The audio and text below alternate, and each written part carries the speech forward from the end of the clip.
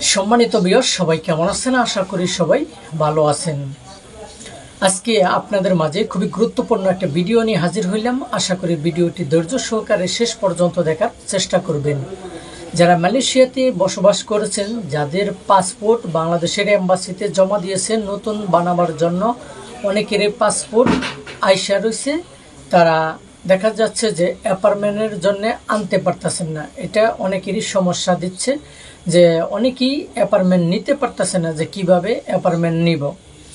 এখন একটি খুশির খবর কি, যেহেতু জানুয়ারি মাসের 14 তারিখ থেকে 20 তারিখ পর্যন্ত যারা কুয়ালালামপুরের ভিতরে আছেন অথবা বাহিরে আছেন, তারা নিজে হাতে পাসপোর্ট সংগ্রহ করতে পারবেন বাংলাদেশের এম্বাসির থেকে।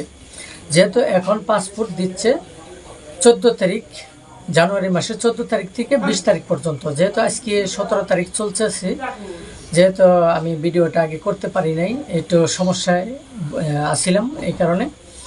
যেহেতু এখনও 18, 19, 20 আরও 3 দিন আছে, এই 3 দিনের ভিতরে আপনারা সরাসরি বাংলাদেশের এম্বাসি থেকে আপনারা পাসপোর্ট সংগ্রহ করতে পারবেন যারা কুয়ালালামপুর এরিয়াতে আছেন। যেহেতু এই এখন পাসপোর্টের আনার জন্য কোনো অ্যাপার্টমেন্ট লাগবে না।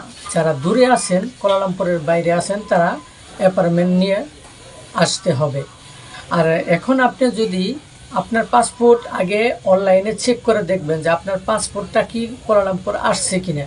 যদি আইসা থাকে তাহলে আপনি সরাসরি বাংলাদেশের এম্বাসিতে যাইয়া আপনি পাসপোর্ট সংগ্রহ করতে পারবেন। যারা দূরে আছেন, পেনাং আছেন, জোহর বারো আছেন, আপনারা অ্যাপার্টমেন্ট নিয়ে তারপরে আসবেন। যেহেতু এখন জানুয়ারি মাস 2025 সাল, এখন খুব দ্রুতগতিতে পাসপোর্ট দেওয়ার জন্য তারা আগ্রহ।